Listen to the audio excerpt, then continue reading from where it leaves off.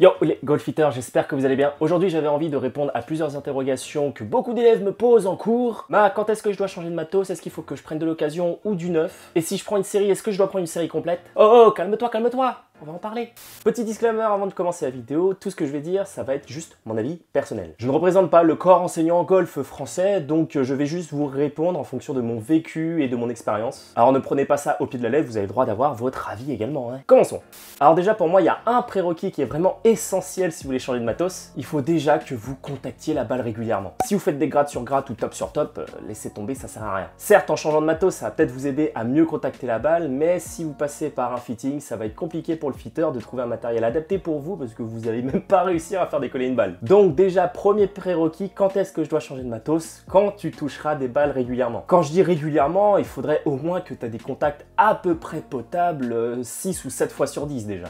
Deuxième prérequis qui va tout de suite répondre à ta question, si tu sais toucher ta balle et si tu sens que tu as l'envie de changer de matos, eh ben fais-le.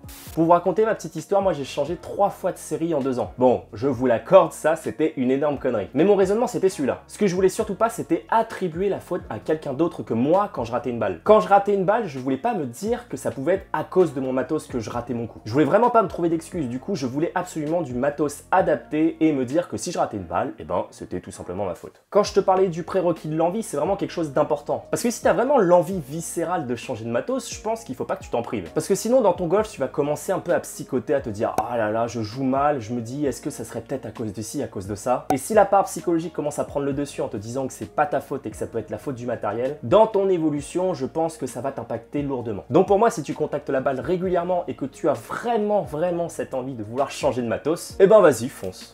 Maintenant, on va répondre à la question, est-ce qu'il faut acheter de l'occasion ou du neuf? Là, j'ai juste envie de vous dire que ça dépend de vos moyens. Bien entendu, le top du top, c'est d'acheter du neuf et qui te convient, c'est-à-dire de te faire fitter. Le fitting, c'est quand tu rencontres un professionnel de golf qui va mesurer toutes tes données quand tu joues pour pouvoir adapter le matériel en fonction de ton swing. Il faut savoir que le fitting, ça coûte pas plus cher que du matos neuf standard. Donc vraiment, ne vous privez pas de la case fitting si vous avez moyen de le faire. Après, au niveau des budgets, forcément, si t'as pas trop de thunes à mettre dans le matos, tu peux passer par le marché de l'occasion, mais par contre, il faudrait que tu demandes vraiment l'avis à ton pro de golf. Là, il va vraiment pouvoir t'orienter en fonction de la tête et du shaft, mais il faut savoir que bien entendu, il y a très peu de chances que tu tombes sur du matériel 100% adapté pour toi. Une autre question qui revient très souvent, c'est est-ce qu'il faut que j'attende vraiment avoir un très bon niveau de golf pour me faire fitter? Alors pour moi, je pense que le fitting est beaucoup plus approprié aux amateurs qu'aux joueurs professionnels. Je pense que si tu donnes une demi-série à Tiger Woods et que tu fais un match play contre lui, alors que toi t'as full matos, t'inquiète pas que je pense qu'il va te mettre une petite fessée. Bien entendu que le matos à très haut niveau, c'est vraiment quelque chose d'important, mais je pense que c'est beaucoup plus bénéfique pour un joueur amateur. Et une autre question qui vient régulièrement, est-ce que je dois acheter une série complète dès le départ quand je fais mon fitting? Alors moi je l'ai fait personnellement et je trouve que c'est une grosse connerie. J'avais pris 14 clubs directs, bois 3, driver, hybride, fer 3 jusqu'au lob wedge, mais franchement je pense que ça sert pas à grand chose de faire ça. À part encore une fois si tu as les moyens et que tu as envie de te faire un kiff. Pour moi foncièrement tu peux rester sur une demi-série assez longtemps. Il va falloir bien entendu la compléter au fur et à mesure. Et j'ai envie de vous donner une réponse plutôt logique pour ma part, c'est quand on a besoin sur le parcours.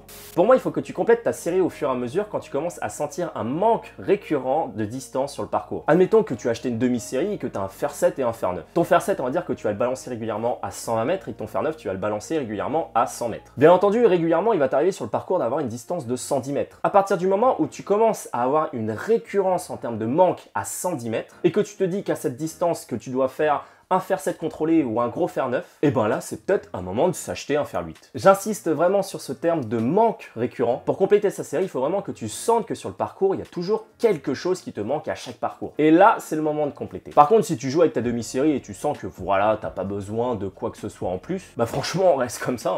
Donc voilà, vidéo pour répondre à certaines interrogations de golfeurs débutants. Encore une fois, tout ce que je viens de dire, c'est juste mon avis, prenez pas ça au pied de la lettre. En tout cas, si la vidéo t'a plu, n'hésite pas à la partager et moi je vous dis à la prochaine les golfiteurs. Ciao!